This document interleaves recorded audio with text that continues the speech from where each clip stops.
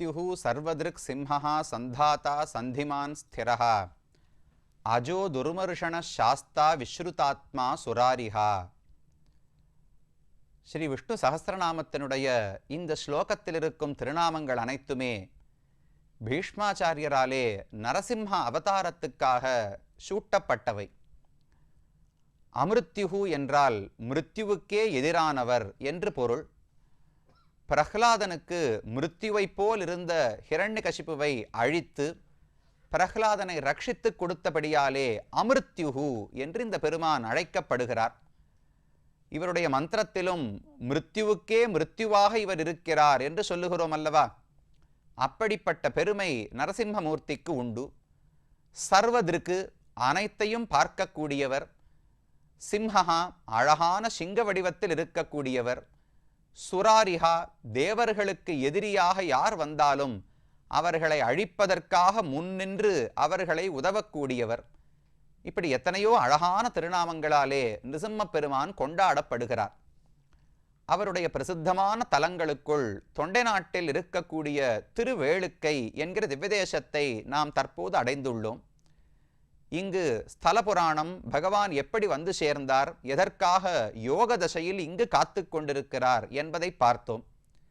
அடுத்தது யோக நரசிம்மரான மூலமூர்த்தியை தரிசித்தோம். அவருக்கு முன்னால் அழகாக நிற்கக்கூடிய 4 கரங்களோடு இருக்கக்கூடிய பிரஹ்லாத வரதன் என்கிற உற்சவ மூர்த்தியையும், அதை தவிர இருக்கும் உற்சவர் நரசிம்ம பெருமானையும் தரிசித்து கொண்டோம். தற்போது கோவிலை சுற்றி வந்தோம் என்றால் தாயார் சன்னதியை அடையலாம். இங்கிருக்கும் தனிக்கோவில் நாச்சியாருக்கு வேளுக்கை வள்ளி என்றும் அமிர்தவல்லி என்றும் பெயர் சூட்டப்பட்டுள்ளது. வேளுக்கை பகவான் ஆசைப்பட்டு இருக்கக்கூடிய திருத்தலம். அந்த திருத்தலத்துக்கு வள்ளி அதை உடையவள், அதற்கு சுவாமினியாக தலைவியாக இருப்பவள் என்று பொருள். அப்ப பகவான் இந்த ஊருக்கு தலைவன் அல்ல, இந்த ஊரில் இருக்கக்கூடியவர்.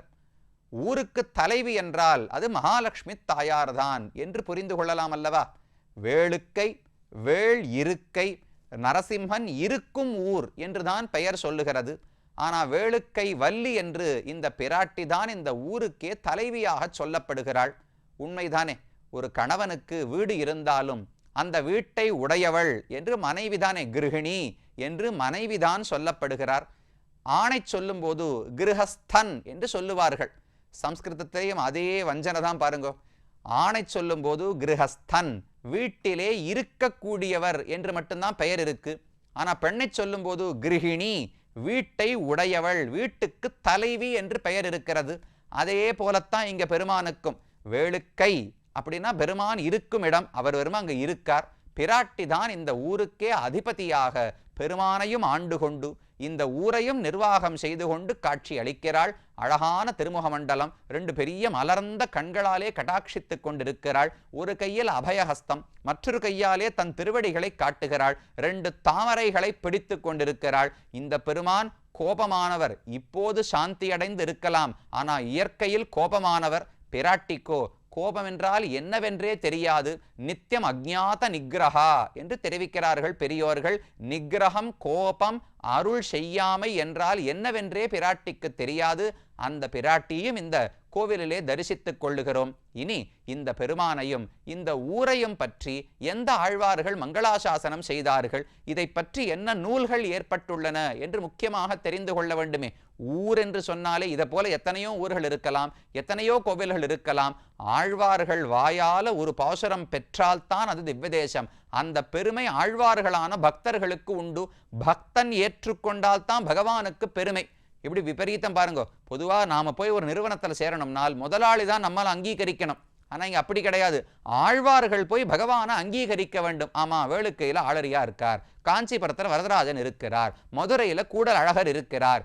இவர்கள் ஒப்புக்கொண்டால் தான் அவர் திவ்யதேசத்து எம்பெருமானாக ஆகப் போகிறார். அதை போல இந்த ஊர் பெருமானையும் 2 ஆழ்வார்கள் மங்களாசாசனம் பண்ணி பாடியிருக்கிறார்கள்.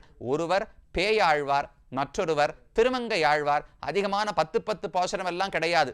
பேயாழ்வார் தன்னுடைய பிரபந்தத்தில் ஒரு 3 பாசுரங்களாலே மங்களாசாசனம் செய்கிறார். அதே போல திருமங்கை ஆழ்வார் தன்னுடைய திருமடலில் ஒரே ஒரு வரியிலே இந்த பெருமானை குறிப்பிடுகிறார். முதல்ல பேயாழ்வார் பாசுரத்தை பார்ப்போம். சிறந்த என் சிந்தையும் செங்கண் அறவும் நிறைந்த சீர் நீழ்கச்சி உள்ளும் உறைந்ததுவும் வேங்கடமும் வெக்காவும் வேளுக்கை பாடியுமே தாம் கடவார் தன் துழாயார். பகவான் எங்கெல்லாம் இருக்கிறார்? அவர் இருக்கக்கூடிய இடங்கள் என்னன்னு பார்த்தால், சிறந்த என் சிந்தையும், பகவான் என்னுடைய நெஞ்சம், என்னுடைய நினைவிலே எப்போதும் இருக்கிறார். செம்கண் அறவும், சிவப்பான கண்களை உடைய பாம்பு, அந்த பாம்பு படுக்கையிலே வியூகமூர்த்தியாக பார்க்கடலிலே இருக்கிறார். நிறைந்த சீர் நீள் கச்சி உள்ளும், நிறைய பெருமைகளை உடைய காஞ்சிபுரத்துக்குள்ளே பகவான் அத்திகிரிநாதனாக வரதராஜ பெருமானாக சேவை சாதிக்கிறார். உறைந்ததுவும் வேங்கடமும் வெக்காவும், திருவேங்கடத்துல நின்று சேவை சாதிக்கிறார். வெக்காவில் கிடந்து சேவை சாதிக்கிறார். வேளுக்கை, இந்த வரிசையில சொல்லும் போது பகவானுக்கு மிக பிடித்தமான இடங்கள்னு சொன்னால் காஞ்சிபுரம், திருவெக்கா, திருவேங்கடம், ஆதிசேஷப்படுக்கை, வேளுக்கை, என்னுடைய சிந்தை.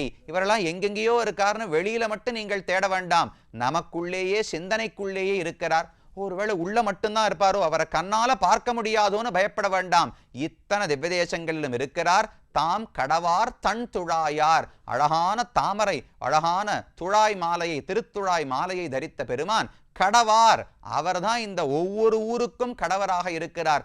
நமக்கெல்லாம் கடவராக இருக்கிறார். நம்மை ரட்சிக்கும் பொறுப்பு அவருடையது.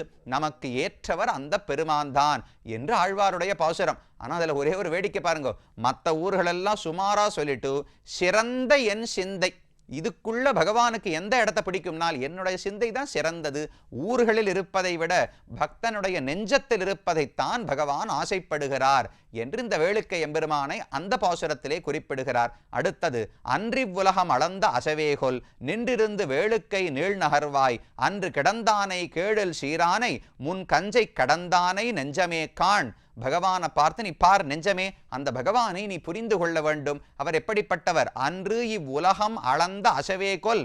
பகவான் ஆங்காங்கு திவ்யதேசங்களிலே அமர்ந்து கொண்டிருக்கிறார், சயனித்துக் கொண்டிருக்கிறார், நின்று கொண்டிருக்கிறார். இதெல்லாம் எதற்காகனால் ரொம்ப உடம்பு கஷ்டப்பட்டு போச்சான். பெரிய திருவிக்கிரமாவதாரம் செய்தாரோ இல்லையோ, இந்த உலகத்தையே அளந்து தன் திருவடிக்கு கீழே கொண்ட போது நிறைய முயற்சி எடுத்து விட்டார். அதனால உடலிலே ஆயாசம் பிறந்து விட்டது, தளர்ச்சி ஏற்பட்டது.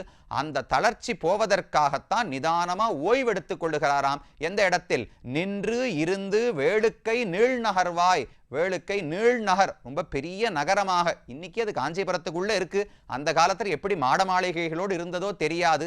அப்படி உயர்ந்த வேளுக்கையிலே பகவான் அமர்ந்து சேவை சாதிக்கிறார். அன்று கிடந்தானை, திருவெக்காவிலே கிடந்து சேவை சாதிக்கிறார். முன் கஞ்சை கடந்தானை, முன்னாடி கம்சனை இவர்தான் கொன்று முடித்தார். அந்த பெருமானை நீ காண வேண்டும், அவரையே சிந்திக்க வேண்டும் என்று பேயாழ்வார் மனதுக்கு சொல்லிக் கொடுக்கிறார். கடைசியிலே விண்ணகரம் வெக்கா விரிதிரை நீர் வேங்கடம் மண்ணகரம் மாமாட வேளுக்கை மண்ணகத்த தென்குடந்தை தேனார் திருவரங்கம் தென்கோட்டி தன்குடங்கை நீரேற்றான் தாழ்வு. பகவான் திருவிக்கிரமாவதாரம் பண்ணாரே, அவருடைய தாழ்வு, தாழ்வுனா இறக்கம், அவருடைய குறைன்னு அர்த்தமோ இல்லையோ, ஆமாம் குறைதான்னு தெரிவிக்கிறார். பகவான் தன்னுடைய தாழ்ச்சி, தன்னையே குறைத்து கொண்டு தனக்கு இருக்கிற பெருமை அனைத்தையும் மறைத்து வைத்து கொண்டு அர்ச்சாவதாரமாக விக்கிரக வடிவத்தில் காட்சி அளிக்கிறாரே. எதற்காக? நம்ம போல ஒரு பக்தன் கிடைப்பானா என்பதற்காக. அன்னைக்கு மகாபலியினிடத்துல 3 அடி பிச்சை கேட்டு போனார், இன்னைக்கும் பிச்சை கேட்டு நிற்கிறாராம்.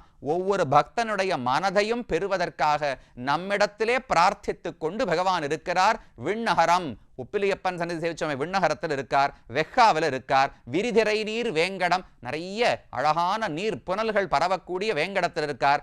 மண்ணகரம் மாமாட வேளுக்கை, மண்ணகரம், இந்த ஊர்லேயே சிறந்த நகரம் என்று சொல்ல வேண்டும் என்றால் அது மாமாட வேளுக்கை. பெரிய மாடங்கள் கோபுரங்களோடு கூடின இந்த வேளுக்கை திருத்தலம்தான். இதெல்லாம் பேயாழ்வார் பாடிய பாசுரங்கள். இதே போல திருமங்கையாழ்வார் பாடும் பொழுது மண்ணு மதில் கச்சி வேளுக்கை ஆளரியை, நல்ல மதில் கச்சி, மதில்களாலே சூழப்பட்ட காஞ்சிபுரத்துக்குள்ளே வேளுக்கை ஆளரி பெருமானுக்கு பெயர் சூட்டுகிறார் திருமங்கையாழ்வார். இவர்தான் நரம் கலந்த சிங்கம், ஆளரியாக அழகிய சிங்கனாக பகவான் இருக்கிறான் என்று திருமங்கையாழ்வாருடைய மங்களாசாசனம். இவர்கள் மட்டுமல்ல, சுவாமி வேதாந்த தேசிகன் இங்கே பக்கத்துல தானே திருத்தன்கால் தானே அவதரித்தார். அவர் இந்த பெருமானை பற்றியும் அழகான காமாசிகாஷ்டகம் என்கிற ஒரு பிரபந்தத்தை பாடியிருக்கார். காமாசிகா கிழிய அர்த்தம் பார்த்தோம். காமம் ஆசை, ஆசிகா இருக்குமிடம், பகவான் ஆசையோடு இருக்குமிடம் காமாசிகா வேளுக்கை. அங்க இருக்கக்கூடிய பெருமானை பத்தின அஷ்டகம் 8 ஸ்லோகங்களை பாடியிருக்கார். அதுல தெரிவிக்கிறார், ஸ்ருதீனாம் உத்தரம் பாகம் வேதவத்யாச்ச தக்ஷிணம் காமாத் அதிவசன் ஜீயாத் கஷ்டித் அத்புத கேசரி. அத்புதமான கேசரி, கேசரினா சிங்கம், அத்புதமானது. ஏன் உலகத்துல சிங்கமே பார்த்தது இல்லையா? நான் மனுஷன் கலந்த சிங்கத்தை பார்த்தது கிடையாது. அப்படிப்பட்ட அத்புதனான பகவான் காமாத் அதிவசன், தான் ஆசைப்பட்டு இருக்கிறாரோ இந்த வேளுக்கை என்கிற இடத்திலே எப்படி இருக்கிறார்னா, ஸ்ருதீனாம் உத்தரம் பாகம் வேகவத்யாச்ச தக்ஷிணம். பெருமான் ஒரு இடத்துக்கு மேல வாழ்றாராம், இன்னொரு இடத்துக்கு தெற்க வாழுகிறாராம். எங்கன்னா வேதங்கள் எல்லாம் இருக்கே, வேதத்துக்கெல்லாம் மேல பகவான் வாழுகிறாராம். அப்படின்னா என்ன அர்த்தம்? வேதத்தாலேயே அவரை எட்டி பிடிக்க முடியாதுன்னு அர்த்தம். வேகவதி நதி, இந்த காஞ்சிபுரம் மண்டலத்தை வேகவதி நதி ஓடுறதே, அதற்கு தெற்கு கரையிலே இருக்கிறார். அப்ப வேதத்துக்கு வடக்கு கரையில் இருக்காராம், வேதத்தாலேயே அவரை புரிஞ்சுக்க முடியாது. வேகவதிக்கு தெற்கு கரையில் இருக்காராம், அந்த எளிமையா நாம போய் சேவித்து விடலாம். இப்படி ஆசையோடு பகவான் இருந்து கொண்டிருக்கிறார்.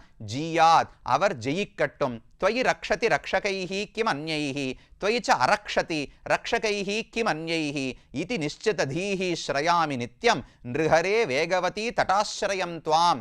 அழகா தெரிவிக்கிறார். வேளுக்கை ஆளரி ரக்ஷகன், நம்மளை காப்பாத்துக்கு தானே இருக்கார். தேசிகன் சொல்லுகிறார், நீ என்னை ரட்சிக்க வேண்டும் என்று வந்து விட்டால் வேற யாரையுமே நான் கூப்பிட வேண்டாம். நீயே என் பட்சத்தில் இருக்கும்போது, எனக்காக சண்டையிடும் போது வேற யாரும் எனக்காக வந்து நிற்க தேவையில்லை. துவயிச்ச அரக்ஷதி, நீ என்னை தண்டிக்க வேண்டும் என்று எதிர்கோஷ்டியில் நின்று விட்டால் மற்ற இந்திரன் பிரம்மா சிவன் யாரை கூப்பிட்டாலும் பிரயோஜனம் கிடையாது. அப்ப நீ எனக்கு உதவ வந்தால் வேற யாரும் தேவையில்லை.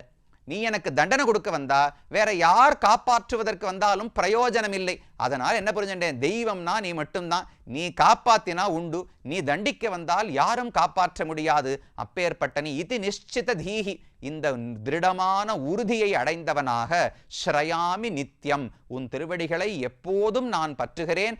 வேகவதி தடாஸ்ரயம் துவாம், வேகவதி நதிக்கரையில் இருக்கும் நரசிம்மனான உன்னை இந்த நம்பிக்கையோடு பற்றுகிறேன். நீ பற்றினால், நீ ரட்சித்தால் தான் உண்டு, நீ சிக்ஷிக்க தண்டிக்க வந்தால் யாரும் ரட்சிக்க முடியாது என்று தெரிந்து கொண்டேன் என்று காமாசி காஷ்டத்திலே மிக அற்புதமாக சுவாமி வேதாந்த தேசிகன் பாடுகிறார். பிள்ளை பெருமாள் ஐயங்கார் இந்த ஊரை பற்றி 108 திருப்பதி அந்தாதியில் பாடும் பொழுது, தனக்குரிய நாய மைந்தன் ஆனவர் மைந்த தானவர்கோன் கெட்டான், உனக்குரிய நாய் அமைந்தான் உய்தான், நினைக்குங்கால் வேளுக்கை ஆளறியே வேறு உதவி உண்டோ உன் தாளுக்கு ஆள் ஆகாதவர்க்கு என்று தெரிவிக்கிறார். 2 பேரை பாருங்க, ஒரு ஹிரண்யகசிபு, ஒரு பிரகலாதன்.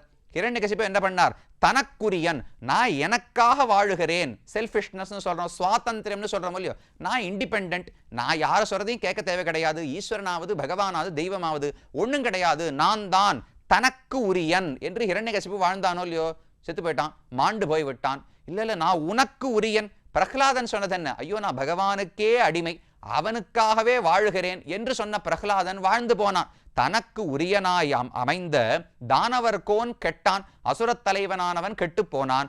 உனக்கு உரியனாய மைந்தன் உய்ந்தான், உனக்கே பகவானே உனக்காகவே இருக்கிறேன், ரிசிம்மன்தான் எனக்கு தலைவன் என்று சொன்ன பிரகலாதன் உஜ்ஜீவனம் அடைந்தானோ இல்லையோ. இதை பார்த்தா எனக்கு என்ன தெரியுமா தெரியறது, வேளுக்கை ஆளறியே வேறு உதவி உண்டோ நின்றாள் அடையாதவர்க்கு, உன் திருவடிகளை பற்றினா அதுதான் உதவி, உன் திருவடிகளை பற்றாவிட்டால் வேறு எந்த உதவியும் நமக்கு கிடையாதென்று புரிந்து கொண்டேன் என்று இந்த பெருமானுடைய பெருமைகளை பாடுகிறார். இப்படி இந்த திவ்யதேசத்திலே அழகான நரசிம்ம பெருமானையும் சேவித்துக் கொண்டோம். இனி தொடர்ந்து தொண்டை நாட்டு திருப்பதிகளை ஒவ்வொன்றாக தரிசிப்போம்.